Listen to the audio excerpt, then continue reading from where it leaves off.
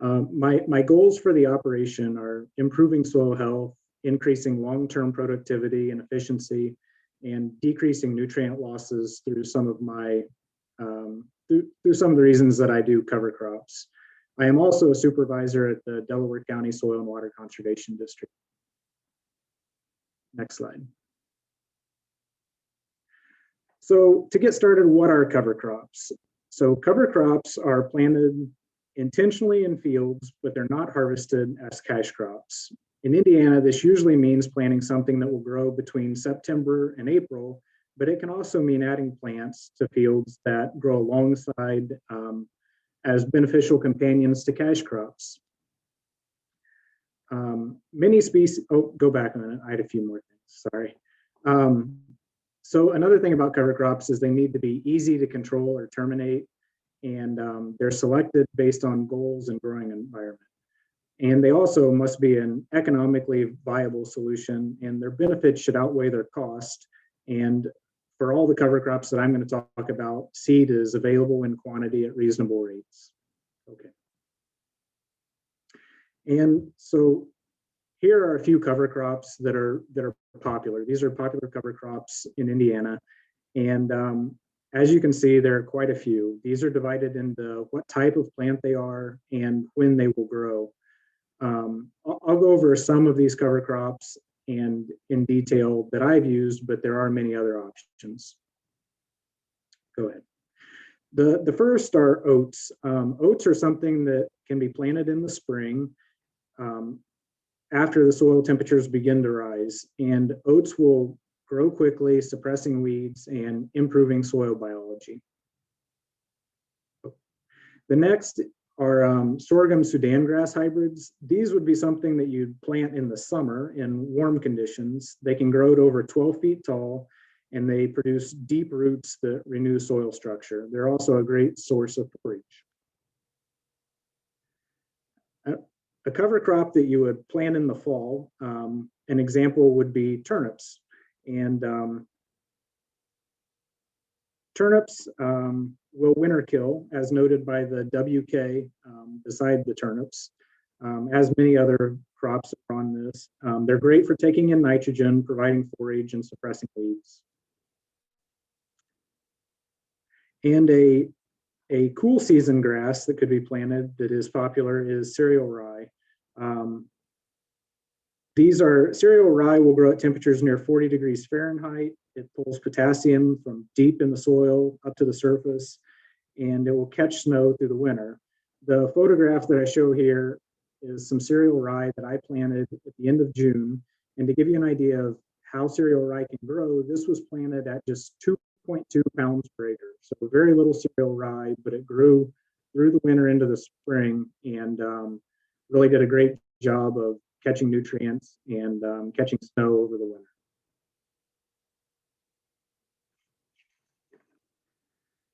So how do cover crops help farmers? Why should farmers do this? And I felt like that the best way to approach this question was answering it from the principles of soil health. And there are 5 principles. I'll go over those and specifically how cover crops relate to those principles. The first is armoring the soil. Cover crops reduce wind and water erosion. They reduce evaporation rates, retaining moisture, whether that's through rain or snow. They also insulate or moderate soil temperatures. So the soil will end up being cooler in the summer and warmer in the winter. They dissipate raindrop impacts, which is a source of compaction. They can also suppress weeds by blocking sunlight, and they create a habitat for beneficial soil dwellers. These would include beetles or spiders and millipedes. Some of the things that the beneficial insects do are they shred organic matter, and they also will fight off some of the harmful insects as well.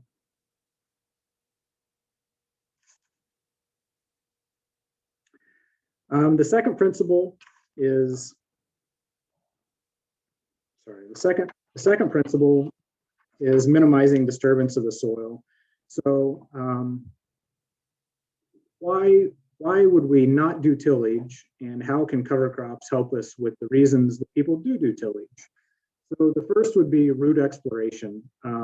So cover crops will send roots down into the soil, and that will improve water infiltration.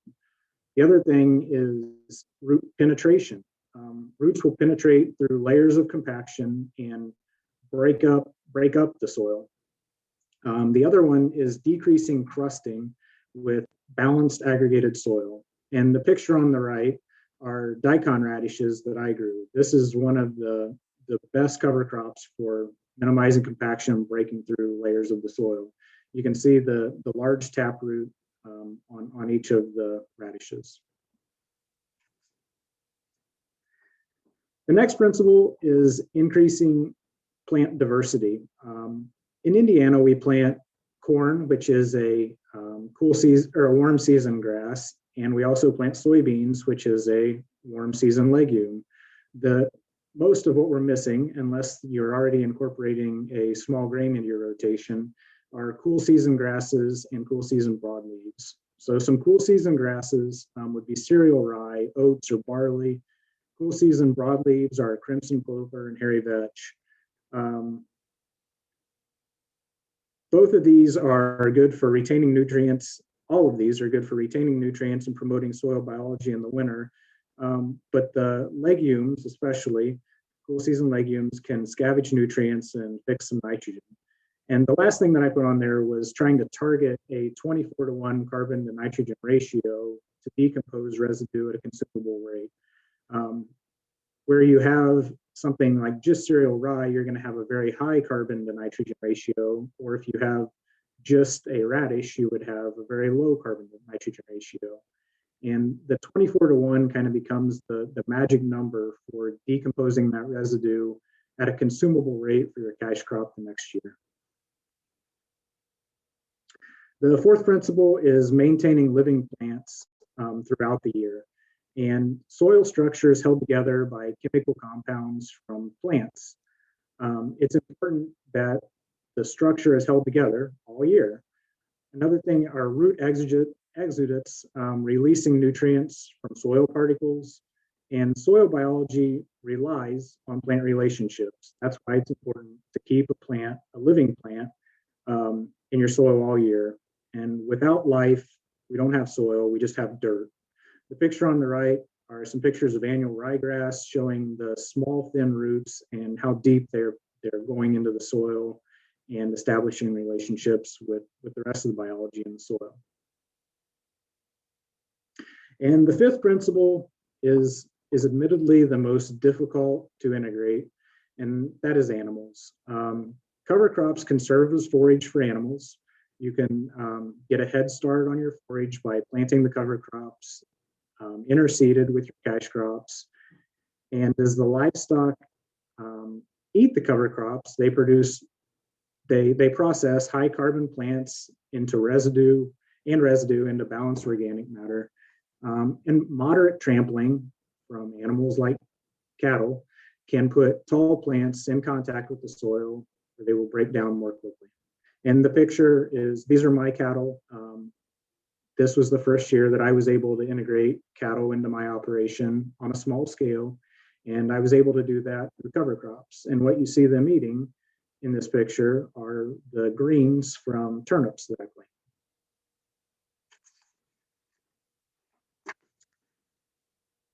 So the next, it's easy to convince I don't know if it's easy. It's possible to convince farmers that cover crops help them, but how do cover crops help non-farmers? Why do people who don't farm, why should they be interested in cover crops? And I think that the biggest reason is cleaner water comes from cover crops.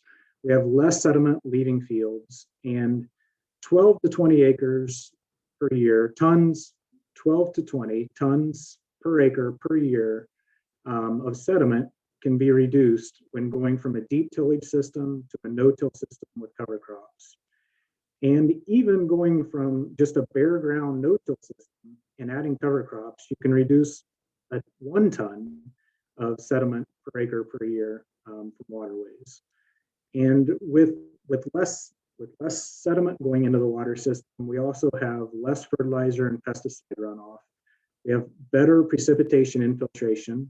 whether that means snow or rain. It's instead of running across the surface of the water, instead of running across the surface, it is going into the soil. And if the ground becomes saturated and we do have surface water flowing, the cover crops will help slow it down. And the slower that the water moves, the less sediment and fertilizer that it will carry with it. And this is a picture that I took in 2019. We had record amounts of rainfall, and it was easy to see fields that didn't have a cover crop on them, how much soil was leaving those fields and going right into the waterways and streams.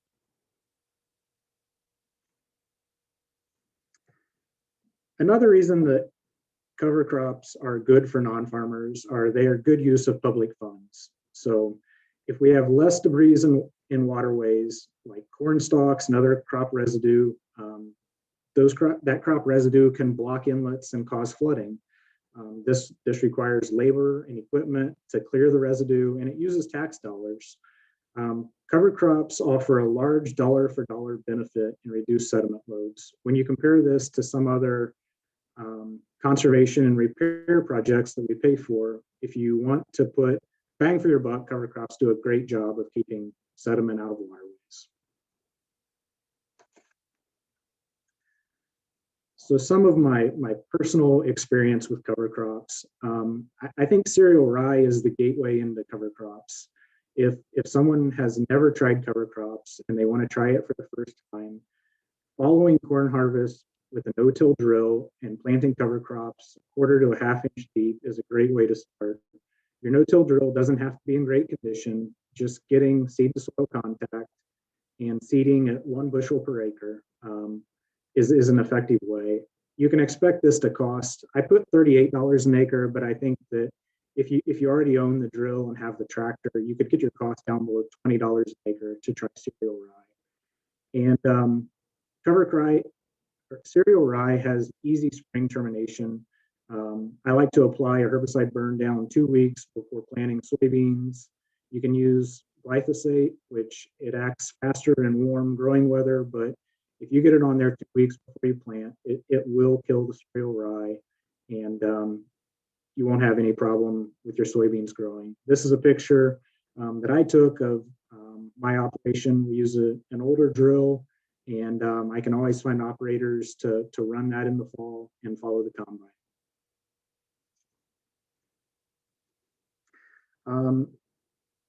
Another thing that I've had good luck with is broadcasting a fall mix. And by broadcasting, you can put the cover crops into a growing crop.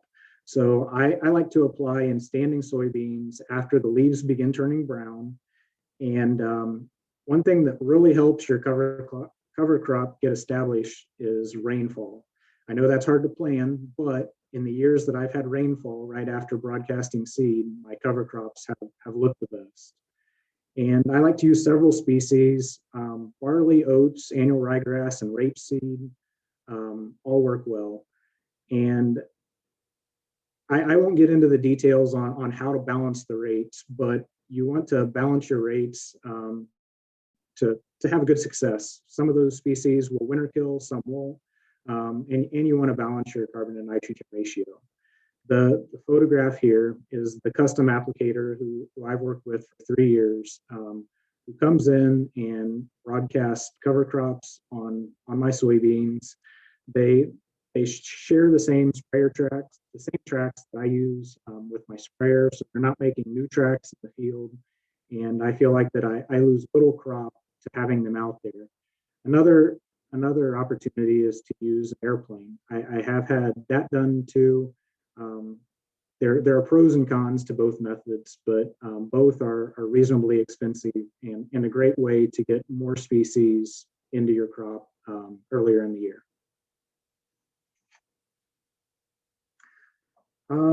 The next thing is planting green. It's something that I've tried. Planting green means planting your cash crop into green growing cover crop. And this means more growing time for your cover crop, more biomass, and more benefits.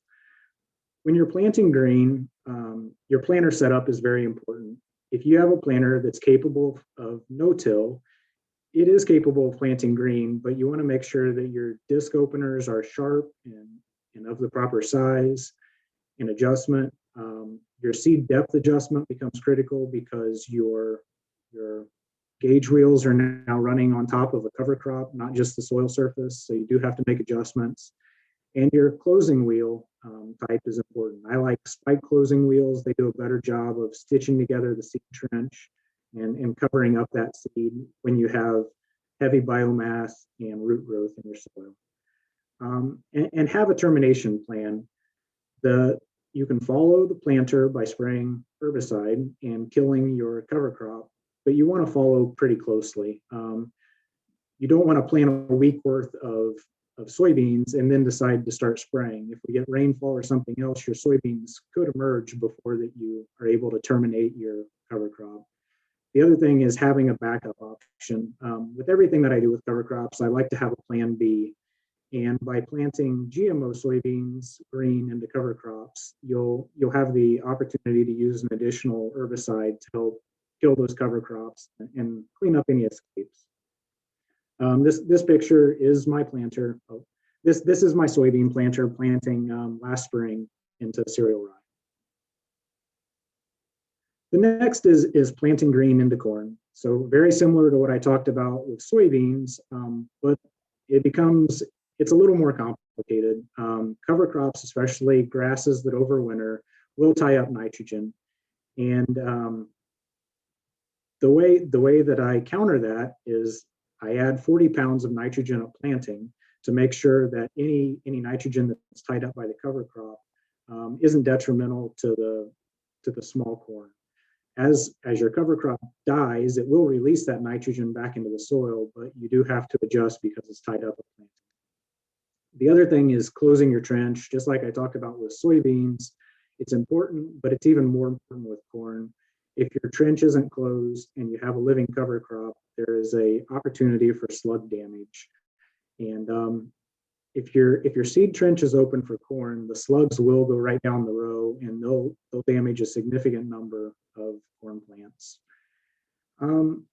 Overall, I've had unsatisfactory results with this method. And I think just as I talk about what things work for me, I think it's important to tell people that not everything does work. And it was an experiment that I tried for 2 years. And I felt like that the corn really competed with the green cover, and the 2 additional weeks of cover crop growth were difficult to justify for me with the reduced stand and ended up having reduced yields both years that I tried it. This is a picture with hairy vetch and some annual rye grass, just to show that this is what I did and it is possible. Another thing that I've tried, and I tried last year, is roll crimp termination. So there are ways to kill or terminate many cover crop species without using herbicide or tillage. And a roll crimper is probably the most popular method. It uses a specialized but simple piece of equipment. It's a steel drum with steel paddles welded to it, and it is made to push the rye down and kink the stems. And the idea is you crimp or kink the stems and the rye will die. But to do this, timing is critical. The cereal rye must be flowering. Otherwise, when you kink the stems, the rye will just stand up and continue growing. And the soybeans also have to be near the second trifoliate stage. If the soybeans are just emerging when you roll crimp, you'll kill the soybeans. And if the soybeans are too tall, they'll get crimped right alongside the rye and they won't recover. Overall, I had unsatisfactory results with this. I felt like the soybean damage was high. So I had soybeans that were tall and lanky because they were trying to outgrow the rye. Then they were driven on by the tractor and the crimper and they had damage. They were slow to recover from that. And in June, I had a great population of differential grasshoppers, which isn't great if you're trying to grow soybeans. They were really eating my soybeans. The damage thresholds quickly exceeded the economical threshold to spray insecticides. Ended up spraying a foliar insecticide to kill the grasshoppers. but it set back my soybeans. And this was across 300 acres of soybeans that I grew. It wasn't just an isolated part of one field. I think that a dry spring also contributed to my problems with big grasshopper populations. Overall, with the low soybean yields, I don't think I'll try this again. That's in a conventional system though. And I think that if you were in a organic system where you needed the weed suppression from a tall cover and you didn't have an herbicide termination path, I think that rolling the rye may be more justified. Go ahead. Another experience that I've had with cover crops was prevented planting. In 2019, I don't know that I saw it as an opportunity when it rained for 2 months straight in the spring, but it ended up being an opportunity. And I set up my planter so that it alternated 15-inch rows with Daikon radishes, Austrian winter peas, soybeans, hairy vetch, and cereal rye. And then I also broadcasted some annual rye grass on top of some of the acres. I'm a mechanical engineer, I'm an experimenter, and it was an opportunity for me to try something. And I had a great experience with this. The cover crop scavenged nutrients. I had a lot of acres that were scheduled to be planted to corn, and they had some of the fertilizer already applied, and then I didn't plant a crop in it. So I wanted a cover crop that would take up those nutrients, and hopeful that they would be there the next spring when I did plant corn. And radishes are storage tanks. They take up anything they can find. They store moisture and they store nutrients. And then when they break up compaction along the way, they make big holes in the soil. And the annual rye grass that I planted made many small holes. So I felt like that I was improving water infiltration and reducing compaction at the same time.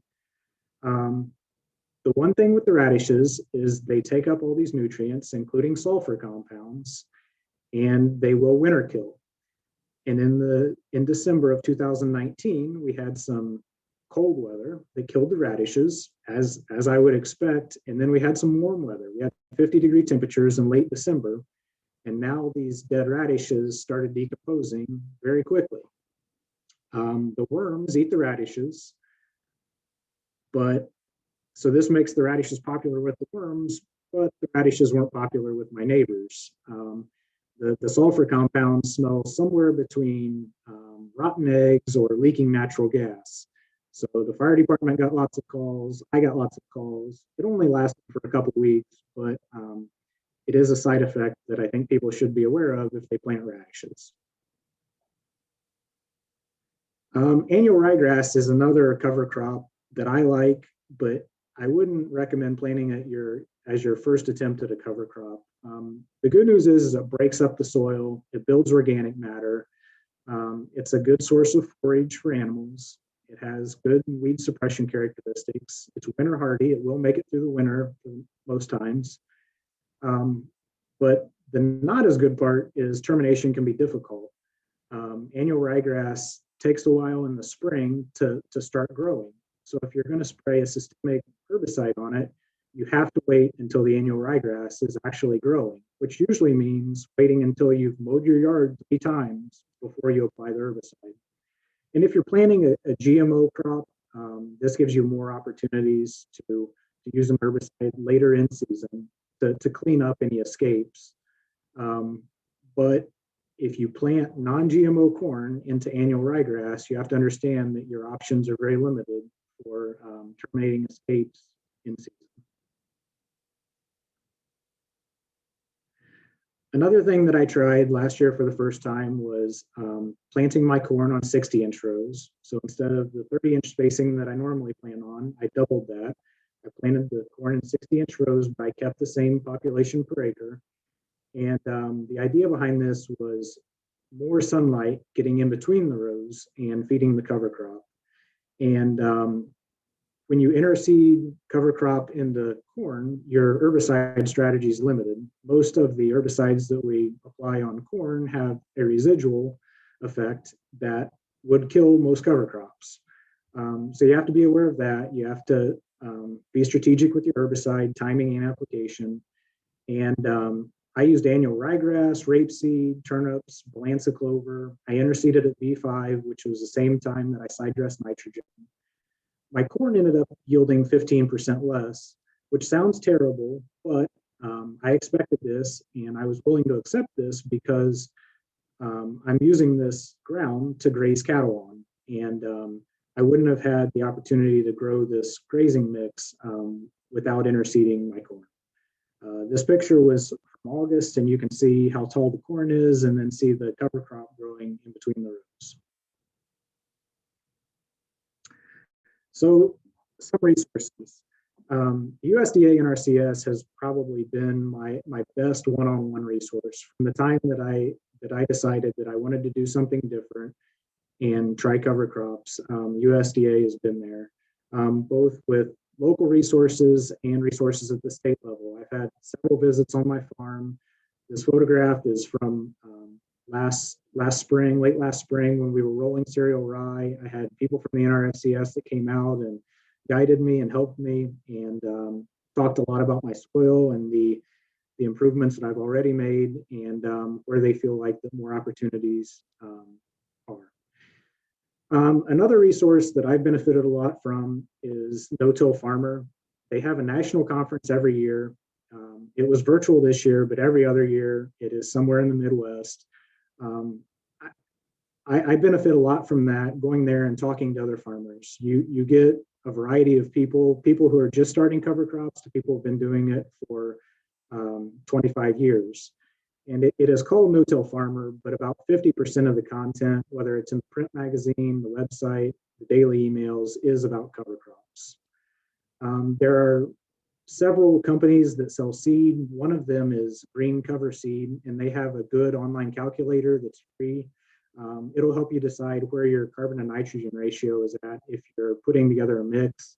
And you can put several species in, and it will help you define the rates to balance your cover crop mix. And the last thing that I put was other farmers. If you see a farmer in your area who is trying cover crops, my experience has been that they're more than willing to share their stories of success and failure and help you with any advice, whether it's equipment setup or picking your rates or species. There are opportunities with farmers. And with that being said, my last slide has my contact information. If anyone's watching this and has any questions about anything that I've talked about or would like to talk more, I'm available. Send me an email, give me a call. Are there any other questions on anything that I covered or anything else that I can answer right now?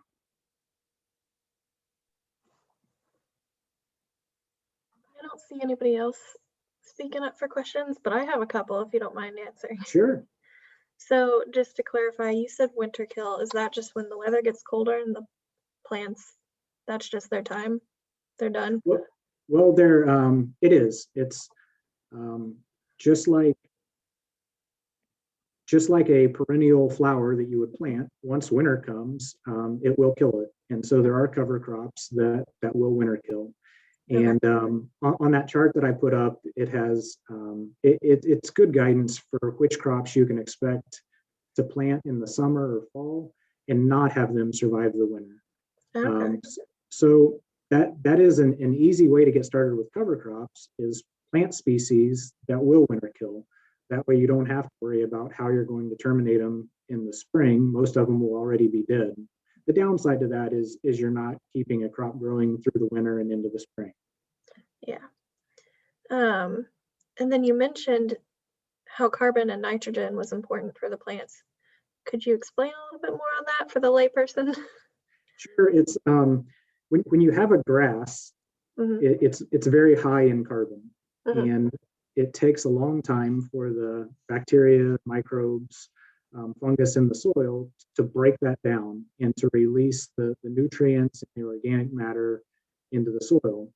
When you have something, so think of high carbon plants as the fiber, as a person you're eating fiber, and then you have high nitrogen plants like legumes, And those feed the soil biology. And they're like a carbohydrate. They're giving lots of energy. They're releasing it quickly, and the biology is releasing nitrogen, releasing nutrients, and going very fast. The problem is if you plant something that's very high in nitrogen, then it's like eating a donut. You get your energy very fast, and then it's gone. And so by targeting a 24-to-1 ratio, you're kind of getting something that will decompose that carbon, but you'll have energy throughout the growing year. Okay. I was wondering why that was so important. Now it makes a lot more sense. Those are the questions I had. Does anybody else have any questions?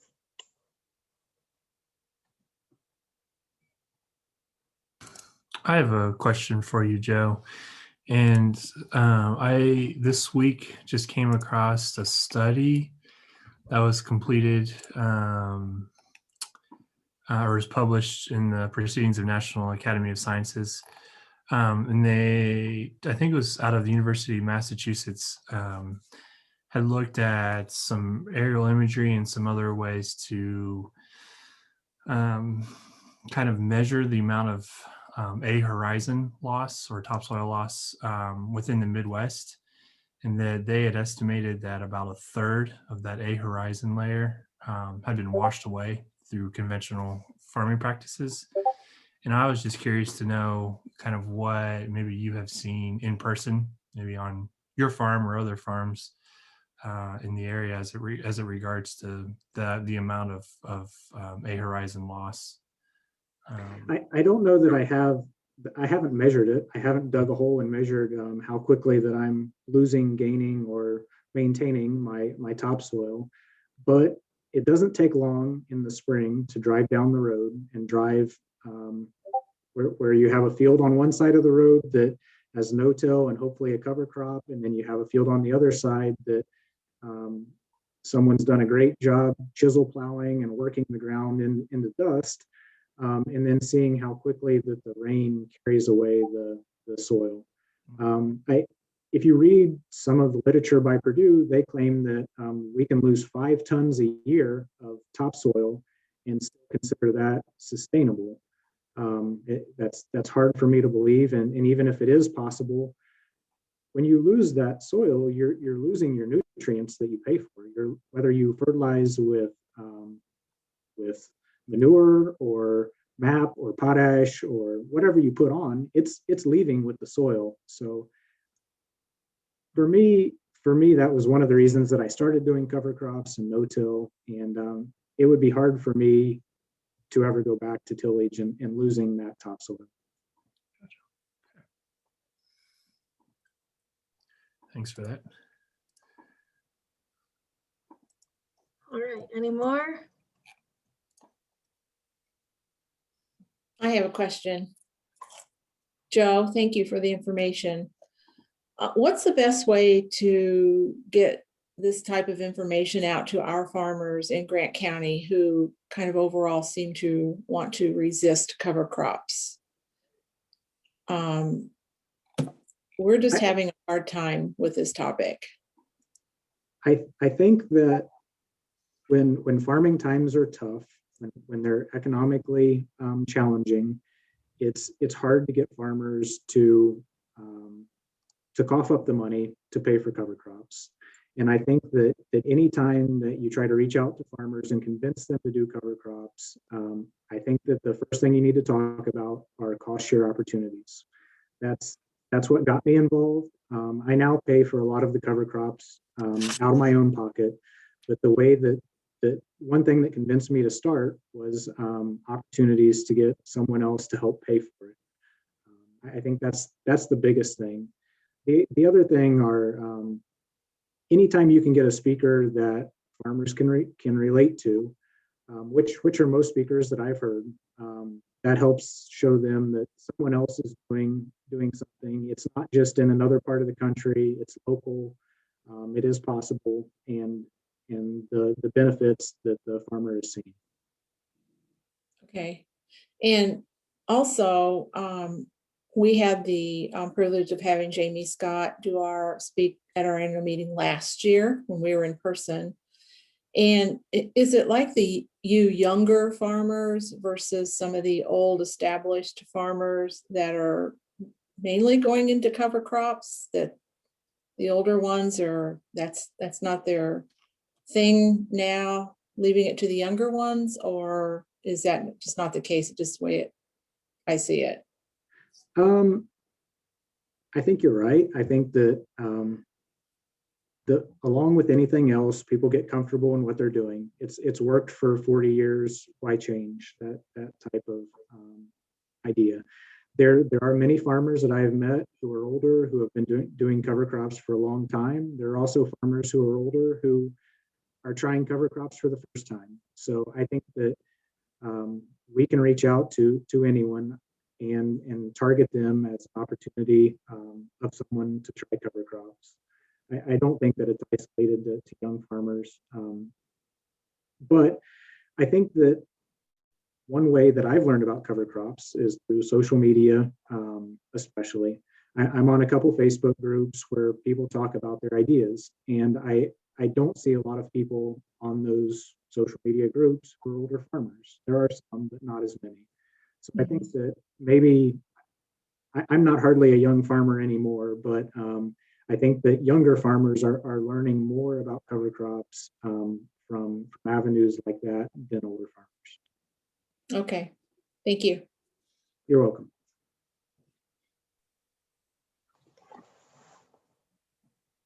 All right.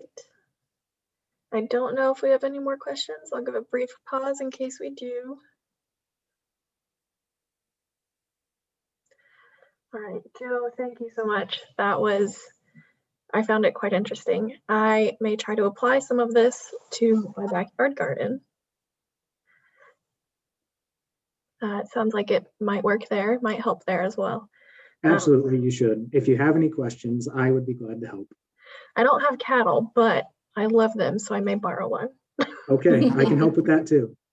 But yeah, this is amazing. Like I said, we will put this online. So if anybody is watching online, feel free to leave a comment or message, and we can get you in contact with appropriate people if you do have more questions. And with that, I hope everybody has a great day. Thank you, Thank you, Paige. Paige. Thank you all. Thank you.